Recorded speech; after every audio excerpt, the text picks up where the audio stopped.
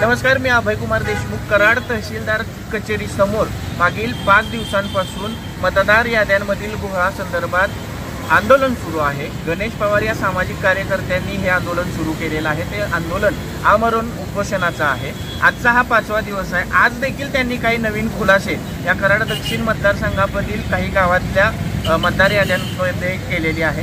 नक्की त्यांनी आज काय खुलासा केला आहे, त्यांच्याकडे कोणती डॉक्युमेंट आहेत, आपण त्याबाबत त्यांच्याशी चर्चा करणार आहोत. नेमकं हे आंदोलन सुरू आहे, प्रशासनाने तुमची दखल घेतली का, आणि तुम्ही आज एक नवीन काही खुलासे करणार असं सांगताय, ते काय आहे? गेली 5 दिवसापासून मी अमरण उपोषणाला बसलेलो आहे, परंतु प्रशासनानं याबाबत कुठलीही गांभीर्याने दखल घेतलेली नाही. मला असं जाणवत आहे की प्रशासन या 9 लोकांना पाठीशी घालत आहे.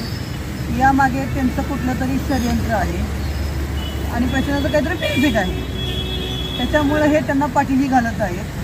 प्रशासनाची फसवणूक करून, त्यांना बोगस डॉक्युमेंट सादर करून, बोगस मतदान नोंद करून यांनी मतदान केलेलं आहे. तरी जर प्रशासन याकडे दुर्लक्ष करत असेल तर मग हे असंच म्हणावे लागेल.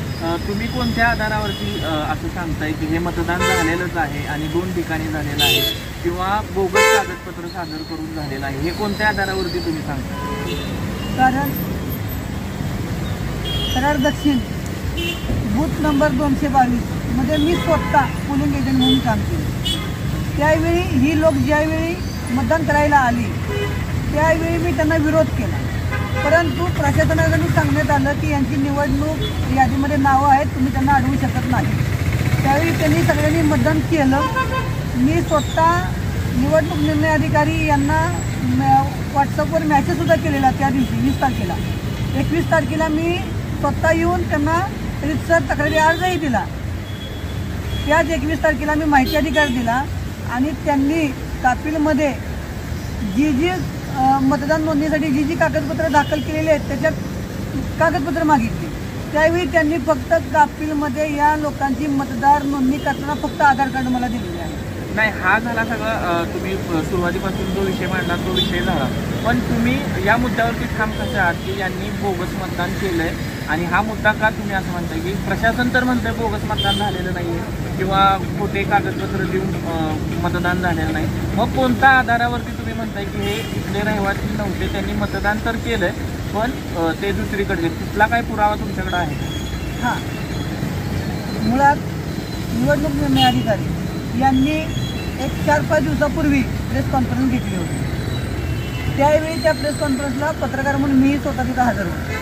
त्यावेळी मी त्यांना सुद्धा प्रश्न केला होता की या 9 लोकांनी कापिल गावामध्ये मतदान नोंदणी करताना प्रथम नोंदणी केली. यापूर्वीच्या ग्रामपंचायतीच्या आणि 2023च्या झालेल्या लोकसभेच्या मतदार यादीमध्ये या लोकांची नावे नव्हती. विधानसभेच्या यादीमध्ये त्यांची डायरेक्ट नावं आली. मग जर या लोकांची पहिल्यांदा नावं जर नोंद होत असतील तर यांची पूर्वीच्या ठिकाणची नावं कमी झाली पाहिजे होती, तर त्यांची नावे कमी झालेलीच नाहीत. कुठल्या आधारावरती, कुठला डॉक्युमेंट कोणते आहेत, कागदपत्र कोणते आहेत तुमच्याकडे त्यांची पूर्वीच्या ठिकाणी नावं आहेत त्याची टोपी? याबाबत माझ्याकडे त्यांची रेशन कार्ड आणि त्यांची तिथल्या मतदार गावातील मतदार यादीतील माझ्याकडे पूर्ण पुरावे आहेत का आपल्याकडे?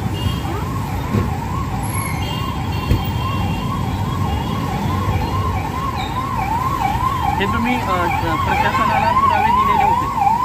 मी प्रशासनाला याबाबतचे पुरावे दिलेले नाहीत, कारण त्यांनी त्यांची पूर्वीची नावे कमी न करता तिकडे का वाढवली त्याचा सबळ पुरावा मला द्यावा प्रशासनानं. हे मी माझ्या टेक्निकनं आणि माझ्या सहकार्याच्या मदतीनं हे त्यांचे पुरावे मी गोळा केलेले आहेत. कुठले आहेत ते नक्की 9 मतदार? त्यापैकी काहींची नावं सांगू शकाल आणि गावं सांगू शकाल? मी जर आता सगळ्यांची नावं पुढे केली तर थोडंसं प्रशासनाला सपोर्ट राहील. फक्त मी एक नाव फक्त तुमच्यासमोर आणतो. एक नाव स्वाती सुनील मोरे. हिचं आमच्या कापिलमध्ये मतदान लागलेलं आहे आणि हिचं इस्लामपूर मतदारसंघातील किल्ले मच्छिंद्रगड तिथे सुद्धा तिचं नाव आहे. तिचं आधार कार्ड, तिचं रेशन कार्ड सुद्धा माझ्याकडे आहे त्या गावातलं. मग त्या गावातलं ह्या मतदार यादीतलं तिचं नाव असताना, हे कमी न केलेलं असताना आमच्या इथं कसं काय लागलं? असे सगळ्यांचे माझ्याकडे पुरावे आहेत, परंतु मी प्रशासनाला ते अजून का दिले नाहीत? माझं प्रशासनाला एकच मागणं असं आहे की तुम्ही प्रथम मतदार यादीत यांचं नाव दाखल करताना पूर्वीच्या ठिकाणचं नाव कमी झालंय का नाही व्हेरीफाय न करता कापिलमध्ये मतदान नोंदणी कशी केली? आता काय तुमची मागणी आहे? माझी मागणी अशी आहे की या लोकांच्या वरती फेक डॉक्युमेंट, जर या लोकांचं कापिल गावामध्ये घर, जमीन, रेशन कार्ड दुसऱ्या कुठल्याही व्यक्तीच्यावर रजिस्टर्ड ॲग्रीमेंट केलं नसताना त्यांनी बोगस आधार कार्ड तयार केलेत आणि ते निवडणूक निर्णय अधिकारी यांच्याकडे सादर केलेत आणि त्याच्यावरती मतनोंदणी करून मतदान केलेलं आहे। त्यामुळे यांच्यावरती फौजदारी गुन्हा हा प्रशासनच दाखल केला पाहिजे, कारण निवडणूक निर्णय अधिकारी यांची दिशाभूल फसवणूक करून त्यांनी तिथं कागदपत्र सादर केलेली आहेत। जर ती कागदपत्र प्रशासनाकडे सादर केली नसती तर यांची मतदार यादीमध्ये नावं आली नसती। नक्की, पण आता तुम्हाला प्रशासनाकडून कोणती दखल घेतली गेली का? 5वा दिवस आहे, प्रशासनानं काही आपल्याला सांगितलं आहे का? आजपर्यंत प्रशासनानं कोणीही माझ्याकडे कुठलाही कागद घेऊन आलेला नाही। याबाबत प्रशासनानं काय चौकशी केली, काय चर्चा केली हे सांगायसाठीही माझ्यापर्यंत आजपर्यंत कोण आलेलं नाही। नक्की प्रशासनानं काय चालू केलंय, नक्की काय त्यांच्या मनात आहे हे समजत नाही, कारण प्रशासनाकडे जे बोगस डॉक्युमेंट आलेले आहेत त्याबाबत तरी त्यांनी व्हेरीफाय करावं, निदान त्यांनी हे तर सांगावं की त्यांची ती लिगली डॉक्युमेंट आहेत, आम्ही त्यांची लिगली नावं कमी केलेत, काहीतरी पुरावे द्यावे ना त्यांनी।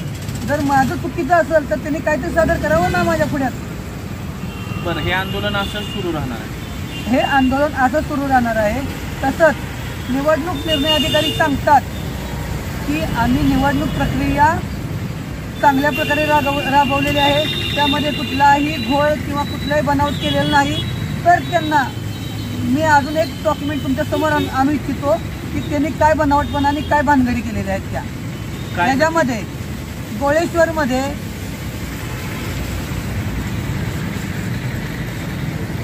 आणि कापिलमध्ये, आता ही कापिलची मतदार यादी आहे, त्याच्यामध्ये 3 नावे आहेत।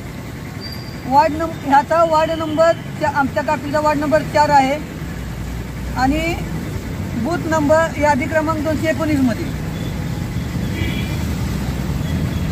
ज्योती कदम, विनोद कदम, शिवम कदम ही 3 नावं आहेत। तसेच 214 गोळेश्वरची मतदार दुसऱ्या गावाची यादी आहे, त्यामध्येही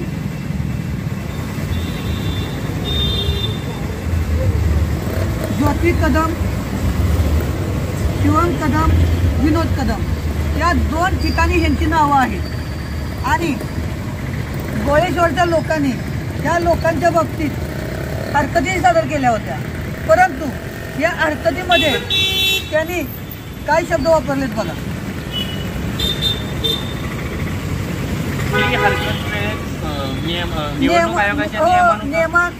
निवडणूक आयोगाच्या नियमानुसार हरकत घेतलेली आहे। त्यामध्ये त्यांनी स्पष्ट असं सांगितलंय, अर्जदारासोबत काही पुरावे दाखल नसल्यामुळे अर्जाचा विचार करता येणार नाही, परंतु या हरकतीला हरकतदार हजर आहे, परंतु आक्षेपित म्हणजे ज्याचं नाव आहे ते गैरहजर आहे, जे गैरहजर आहेत त्यांच्या फेवरमध्ये निकाले, म्हणजे ते सादरच नाही।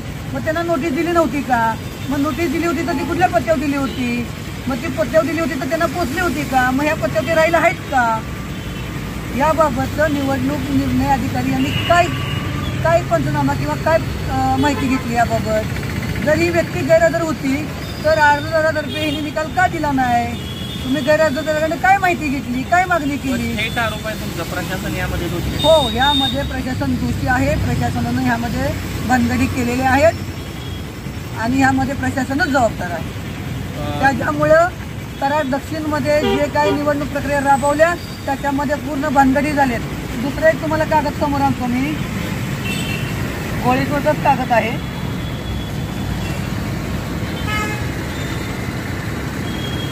फक्त आधार कार्ड, या व्यक्तीचं आधार कार्ड आहे, याचा पत्ता नाही, याच्यावर नाव आहे संगीता मारुती केडगे, त्याच्यावरती पत्ता नाही, आणि याला लाईट बिल जोडलंय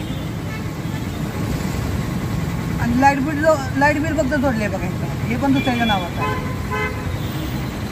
आणि ही 2 कागद व्हेरीफाय केलेत आणि त्यांचं मतदान नोंदणी केली गोळेश्वरमध्ये. मग यांनी कुणाच्या घरात भाड्यानं आहे, त्यांनी कुणावर ॲग्रीमेंट केलंय का, त्यांचं पूर्वीचं नाव कमी झालंय का, याबाबतची अशी 75 नावं आहेत की त्यांनी कुठलंही व्हेरीफाय न करता फक्त आधार कार्ड, लाईट बिल किंवा काही लोकांचं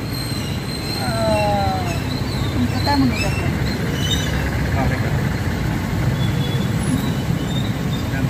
पॅन कार्ड आणि लाईट बिल एवढीच 2 कागद घेतलेत आणि त्यांचं गोळेश्वर गावामध्ये नोंदणी केली. टेक्निकल भाग हा सगळा बरोबर आहे, जो आपला या सगळ्या पूर्वीच्या चर्चेमध्ये पण झालेला आहे.